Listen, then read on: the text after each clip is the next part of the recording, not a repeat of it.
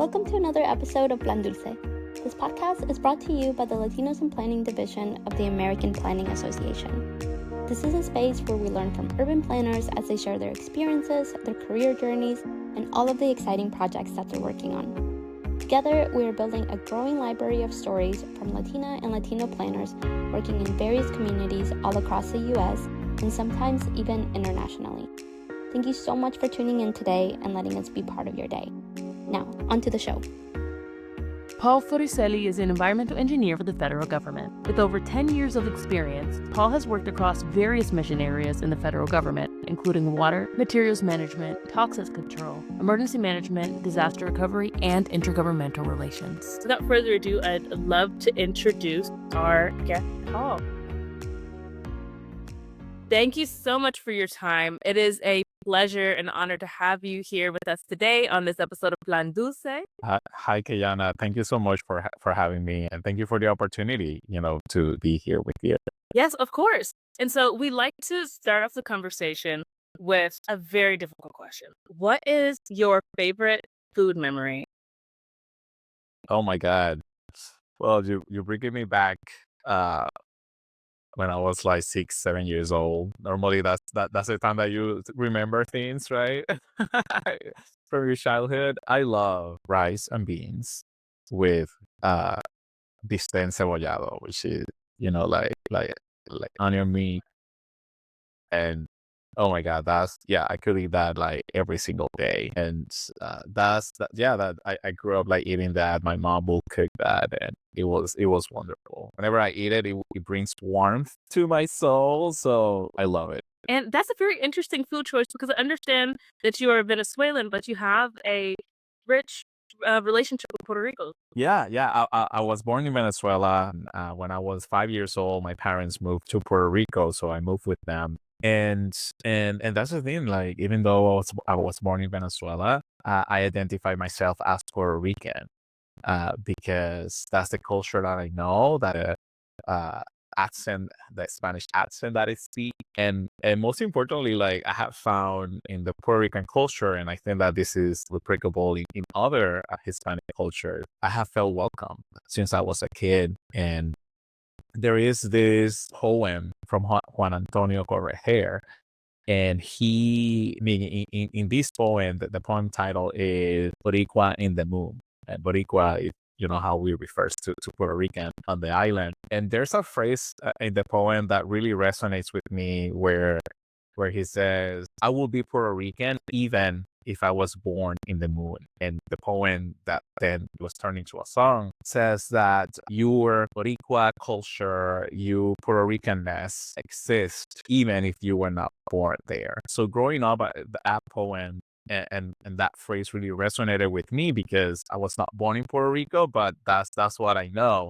So it really helped shape, and I was able to hold on that poem to find my identity as a Puerto Rican. That is beautiful. And we are very glad to welcome you into the Boricua community.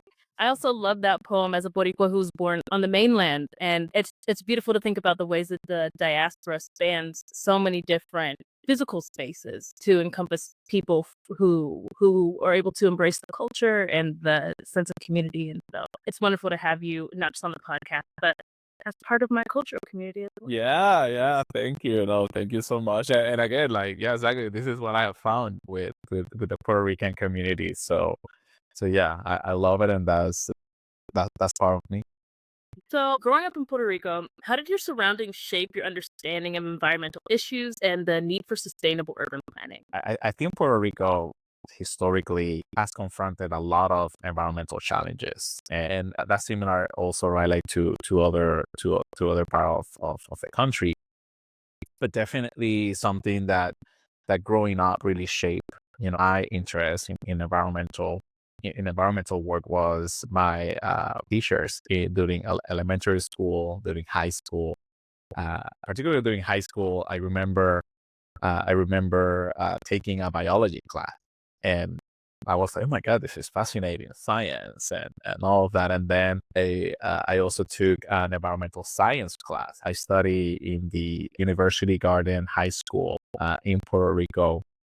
And that's a high school that is specialized in math and science. So I'll say those two particular teachers were very influential in my decision to enter into the environmental work. And also I think that environmental work is a pathway to bring justice to disadvantaged communities, people that have been underserved historically, communities that have been underserved. Being environmental protection is a pathway, to bring that justice to people. Yeah, no, that is really important. And it's interesting the way that environmental justice can really tangibly realize a lot of the principles that many of us have, like throughout the Americas, like this care that we have for the natural environment.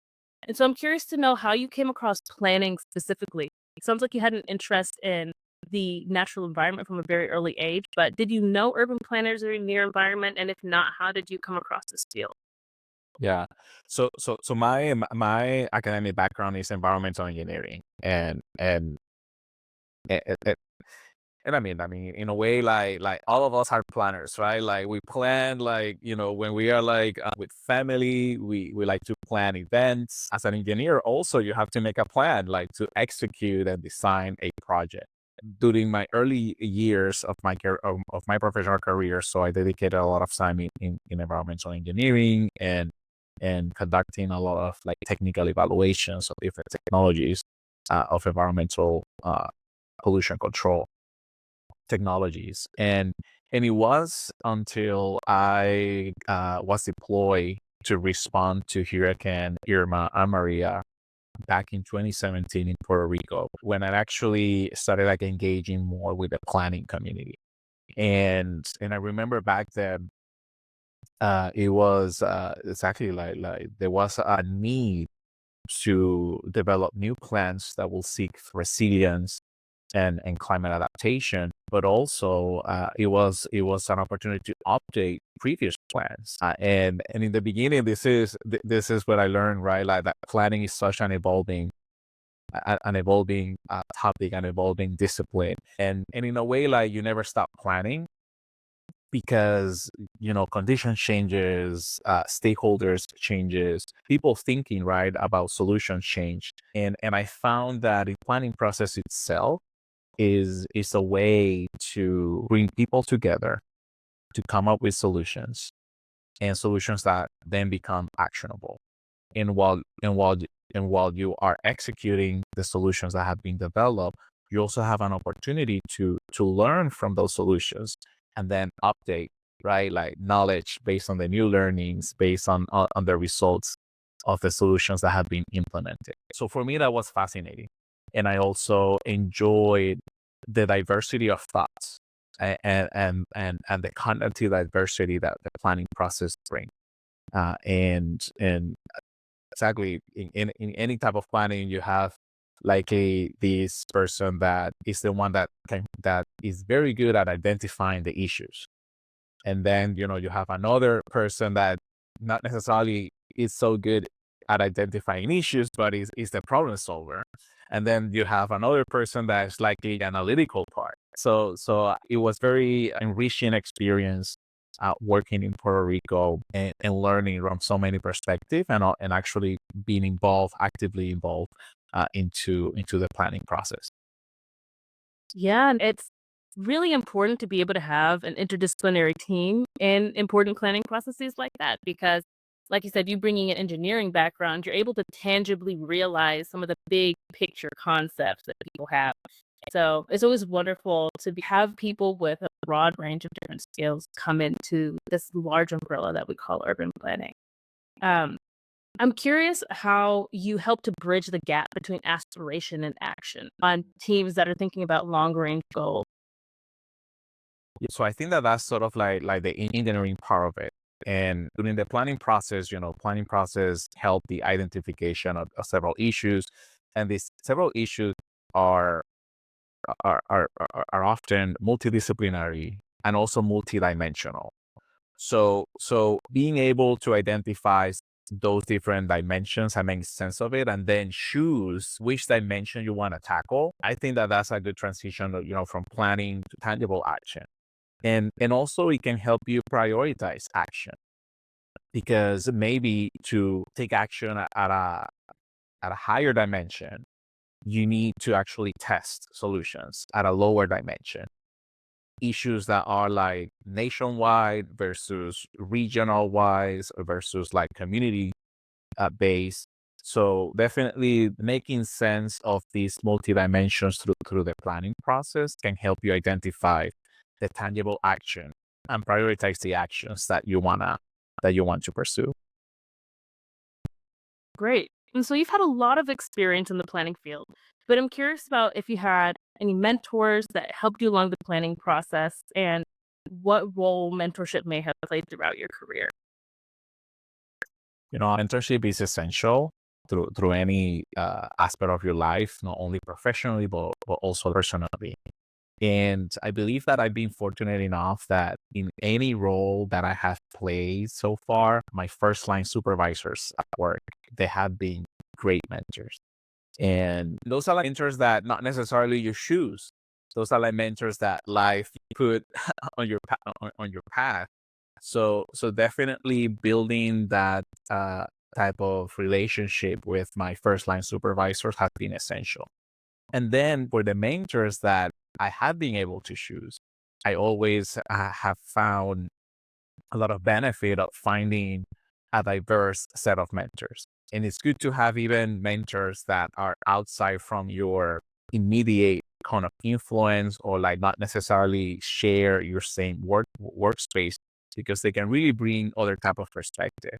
So definitely I would encourage everyone. And again, not only on the professional life, but also in your social life and personal life, to find mentors because wisdom is found when you ask questions and you intentionally see different type of perspective.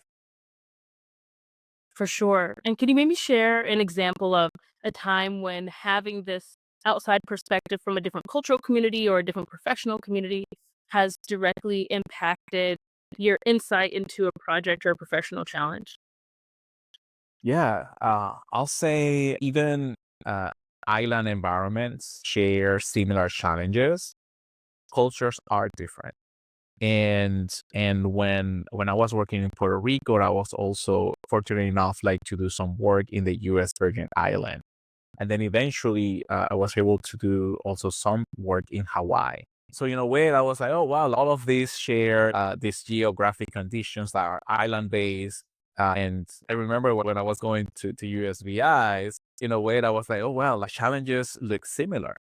But then when I was actually working with communities and meeting the stakeholders, the perspectives were very different. And even like the way that people were like seeking solutions were different. So they took time and intention to actually learn, right, about the culture, learn about the local perspective, and and a good way of doing that is by listening. It is by doing intentional listening.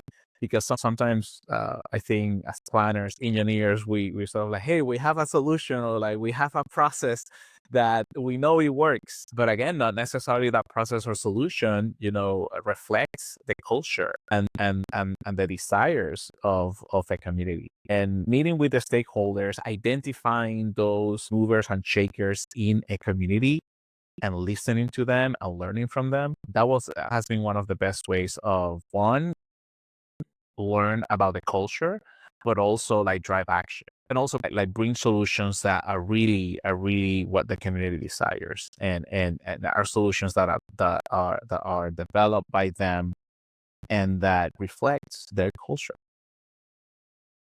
No, for sure. And it's so interesting that you mentioned having worked in the USVI in Hawaii, because I had also done disaster resilience work in St. Thomas after Hurricane Irma and Maria, and then in Maui for the wildfires. And I think that I took for granted to a certain extent when I first came to St. Thomas, the extent to which people would see me as part of their community, because I came into it thinking like, well, I'm also Black, I'm like Puerto Rican, we're all from the islands, and we have a lot in common. We've experienced colonialism in similar ways. So, but there are a lot of distinct cultural differences because each community is so unique. And so that was a process of like cultural humility that I went through. And in order to realize all the ways in which I still had to think about how my positionality operated in that space as an outsider and to continue to do the extra work, even though I originally came in thinking of myself as someone who was similarly positioned and therefore might have an easier time building like solidarity or building trust with community. And so like you can never take for granted the process of cultural diplomacy, cultural humility, and like stakeholder engagement that you have to do on the ground in each new community, whether or not they are another Latino community, whether or not they're another Caribbean community or another island community. Oh, good. And yeah, I cannot agree more with you because particularly in USBI, and something that exactly I learned by doing some work there was that, in Puerto Rico, you mainly have people that have moved from the mainland to Puerto Rico, and you have Puerto Ricans. You do have people that are coming from other countries, but very small representation of them. But in USBI, despite that, it is a combination, right, like, of different islands, but there were like people from Europe that have lived and have decided to live there. Have then, the people that has been born and raised in USDI. You also have Puerto Ricans.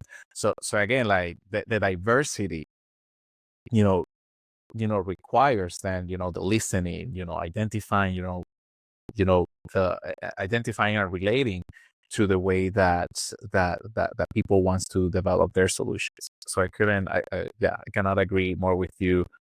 In any type of planning process, you need to have that cultural diplomacy. Particularly us, and I relate a lot with you in terms of the disaster recovery work, emergency response work that we have done. You're there temporarily. You are there temporarily. You're not there for necessarily the long run.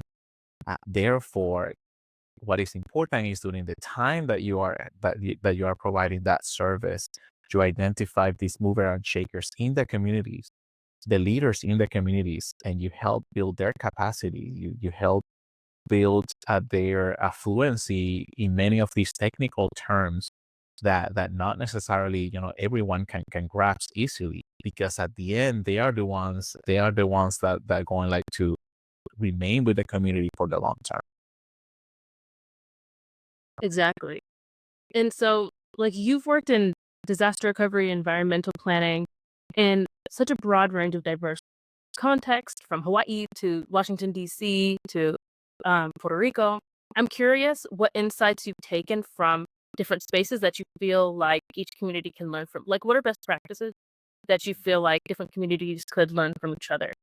Having seen different ways of thinking through processes and different ways of being, different ways of engaging with the natural environment. Yeah, what is key in any type of community, and uh, you know, community, it is indeed a broad term, right? Like, not necessarily you have specific boundaries of a community is. You have like different ways, right, like, to characterize that. But whenever you have a geographic area that become a community, I think that the anchoring institutions of that geographic area are the ones that define a community. And what are these anchoring institutions?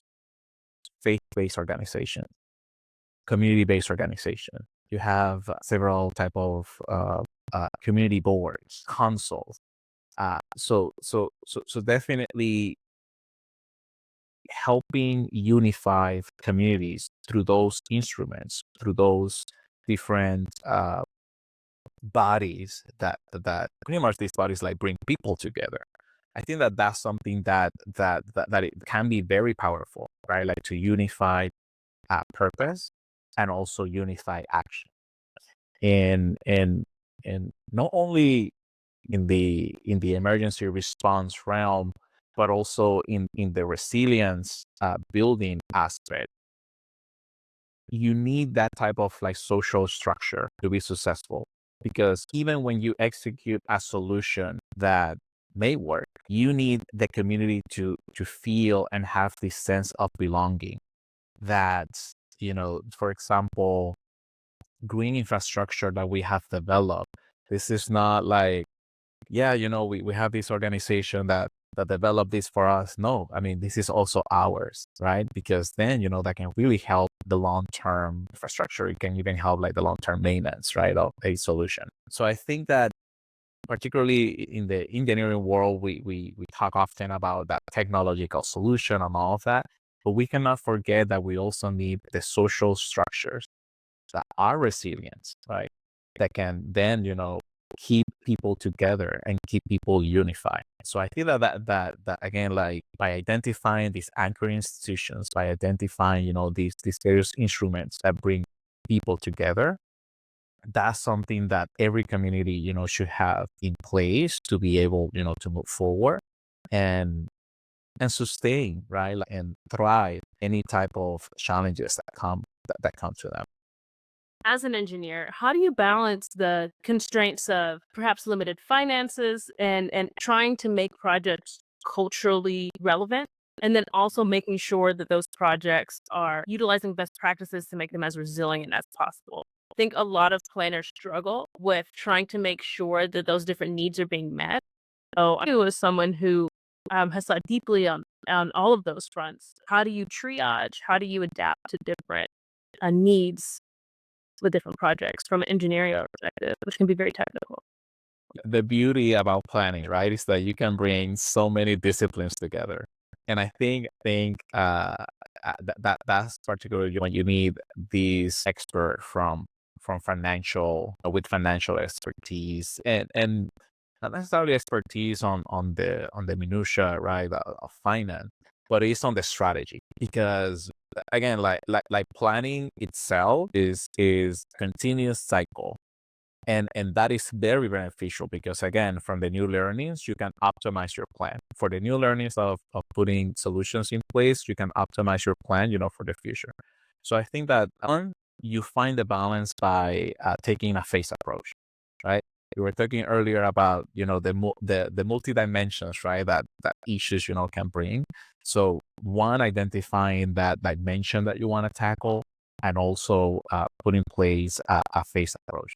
And then within that phase approach, bring that financial strategies. Because when it comes to financing, particularly state and federal funds, government funds, this comes in a cycle. So understanding the cycle of this funding is very important, and bringing that cycle information into the planning process, then can help you then identify, okay, like which of these actions or which of these projects we want to put in place, and what dimension we and how that solution and that project is going to bring yeah, it's going to bring tangible solutions for the dimension that I'm tackling. Right. No, that is such a good strategy to be cognizant of the different timelines so that you can prioritize and triage different projects. And then, so to that end, what's been the most personally fulfilling project or experience in your career so far? And why did it resonate with you? Definitely the time that I spent working on emergency response and disaster recovery in Puerto Rico, I set a precedent. It set a precedent in my career. And like I grew up in Puerto Rico. Right after graduation, I spent like maybe only 2 years like working in the profession. But then, I moved to the United States trying to find other opportunities. And I spent like 5, 6 years working in the United States. But I always have like this idea, right, that I will come back and work in Puerto Rico, but didn't have the chance. But after here, I can Irma Maria, going back to Puerto Rico and helping the communities, helping the stakeholders, helping the Puerto Rico government, trying to figure things out. It really have, I mean, it was just not only a job. It was not only work. It was something that I felt that experience, I was able to pay back, what the country, did for me growing up, giving me the opportunity to go to a university to study, So it was much more than that work. It was this fulfilling feeling of me paying back to the community that helped me grow, to the person that I am today. And also, it was, I mean, professionally, it represented a shift in my career, because that's when I was able to engage more actively into the planning process, and it really brought like new perspective, new ways of seeing things. So I'll say that so far has been the most fulfilling experience that I have had professionally. That is so great. I think there's nothing like being able to return to your hometown and to be able to apply the skills that you've had from being able to live and learn in different spaces to the community that raised you. Do you think you would ever move back to Puerto Rico? Oh yeah, absolutely. At some point, that's an aspiration that I have. But in the meantime, right, I continue serving here, from the United States, and it, and that's the thing. I mean, I think that it's so important to bring, this place-based experience into the national sphere, because then, you can really help shape better policies. You can really help shape better solutions, and also bring connectivity, because again, like, the best thing is that when one community learn from the other, when we share our experiences and stories, that can really make a significant change in behaviors, and also policy.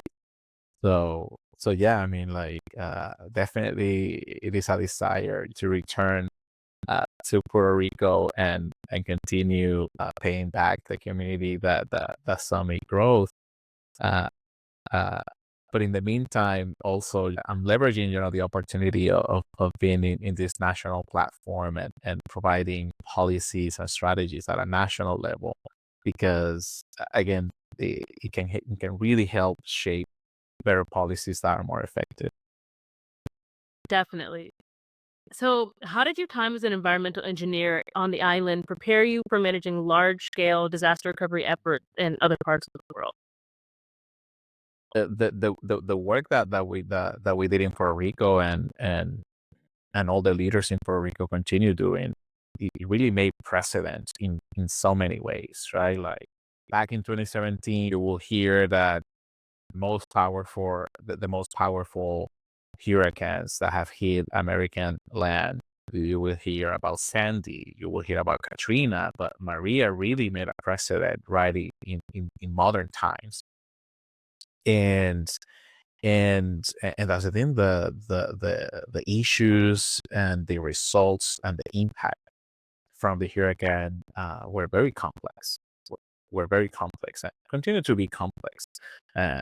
Nonetheless, the island, I believe, is on a good pathway to find the various solutions, and how you plan, particularly the disaster, the initial disaster recovery plan for Puerto Rico was based on different sectors, and it was very sector specific, and how then you bring all these sectors together to have more of like a systematic change.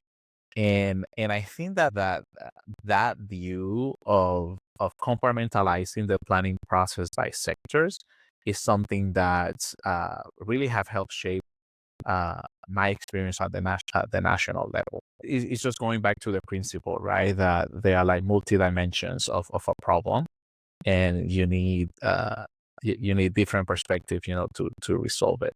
So definitely, I'll say that having that experience really has helped shape, what I'm doing right now, and also understanding the power of partnerships, because uh, again, these are like multidimensional, very complex issues, and you need you need many partners, like, to really achieve a change. That is so real. No issue exists in a vacuum. And if there's anything that we've learned from these devastating storms from Hurricane Maria to like Katrina. It's the importance of having intersectional solutions to solve intersectional problems. And so also Hurricane Maria revealed a lot of resurfaced a lot of complicated feelings about FEMA and other large national organizations. But I'm curious what role you see federal agencies like FEMA and the EPA playing in shaping sustainable climate resilient cities in the Mm. future. I remember growing up, there was this sense of the government will bring all solutions for me, and people, will lean on government to come up with a solution, and then the execution. And I think that there has been a shift in then how government is more of service to communities, and is providing resources for community develop their own solutions. And again, like FEMA, EPA, but the whole government system at these various level, like federal, state, local.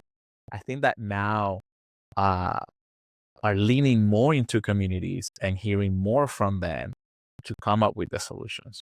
So I think that again, that at least I have experienced that shift from my my early career back in 2011 to now, where government is investing. Where government is not only investing on solutions, infrastructure, and everything, right, like the government brings, but also is investing in processes to better listen to communities. And that's why you see a flood of technical assistance from various federal agencies. And these technical assistance programs uh, are pathways, right? Like to really listen to the community, and to give the tools and give the resources for communities to develop their own solutions. Yeah, of course. So you've been involved with government relations, you've worked with local officials, and what strategies do you use to communicate complex environmental and technical issues to non-technical stakeholders and to legislators? Frankly, is keeping it simple. Keeping it simple is very important. And I think the simplest ways to communicate is by telling a story, right? Telling a story. And to be able to put together a story that resonates, you have to be culturally humble. And you have to and you have to listen to the communities, and like do your own homework, right? Like before engaging even senior officials at any level, uh, but also community members. You have to you have to do your homework of understanding the issues, but also understanding what drive your audience, right? And when you're like talking with the audiences, cultural awareness is key. Is key to put together your message and put together your story. Storytelling, again, I believe is the most simple and powerful way to communicate. Definitely. And that's something that I feel like Latinos are so good at. It's such a big part of our culture is storytelling. From, great authors to our local chismosos. We love a good Yeah. No, no. I mean, there's no more powerful message than the message that you hear from your neighbor, from your friend, and translating that into climate resilience and adaptation. The best way to communicate is by telling stories, and that's why you want to have the community involved in every phase of the process, because the stories that need to be told is gonna come from them, and the way, right, like you get people ignited, and for them to share their stories is by creating, right, like this sense of belonging. So that's why, again, I think the way that things have been worked right now, where communities are more equipped to develop their own solutions, I mean, that's a great way of building a brighter future, because then the stories are gonna come from them. Of course. So we've talked a lot about cultural diversity, and there's also a lot of political diversity that one must work through in order to be effective in um, the environmental protection and climate resiliency space, especially in light of climate denialism. So I'm curious about how you apply these same principles to communities where maybe legislators or the public might not have the same views about climate change, and how you build lines of trust and a sense of belonging in communities where there might be significant ideological differences. And then also how you navigate those same spaces potentially as a Latino, where you might be the only Latino in the room, or where there might be a sense of distrust because of your Latino identity. I'll say, I mean, one way, I think that one unifying theme is the impact, right? Uh, the impacts and how then you build resilience against those impacts. And impacts comes in many forms, and the origin of the impacts also are very diverse. So I think generally there's a lot of differences, right, on the root cause. And that's the thing. I mean, like, to be able to overcome those differences, right? Like, we have to come up with better tools, science, which is an evolving, right, like, practice, and the origin, right, like being able to find consensus of the origin will take some time. But in the meantime, we have the impacts, right, and we have to adapt to and overcome these impacts. So I think that's necessary. That's a good unifying theme, and a unifying way to bring, right, like the climate risk, uh, to to bring climate risk, like, to multiple audiences. And and yes, I mean, definitely I have been in tables where I am the only Latino in the room. And I think that, again, that's an opportunity, right? Like, to continue strengthening the voice of the Latino community at the table. And and and what is important in any type of forum is to maintain and to keep uh that diplomacy, right? Uh and that practice, that every voice counts, and that we all there at the table, to find a solution, and a solution that is relatable, a solution that reflects, cultural awareness, and a solution that bring people together. And I mean, I think that's how you uh maintain, right, and be able to be part of the conversation. Yeah, that is so important. Cultural diplomacy is a skill that's applicable to so many different realms. I'm curious what advice you would have to young Latinos who might be looking at your career journey and inspired. What advice would you give your younger self, or someone who's in a similar positionality to you growing up in PR, maybe someone who is moved from Venezuela recently to the United States, who is interested in environmental engineering, environmental planning? Mhm. Yeah, one thing that I would encourage is, like, one, make your voice count.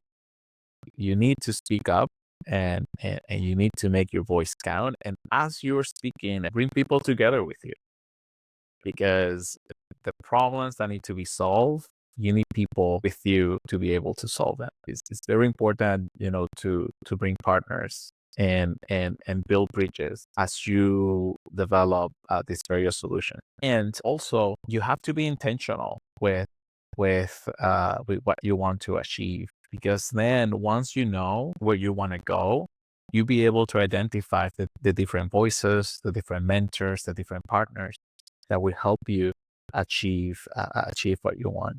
We both share, right, like, interest in environmental protection, urban planning, sustainability, and all of that. And the beauty of this is that, since it is multidisciplinary, the options and the areas to tackle are endless.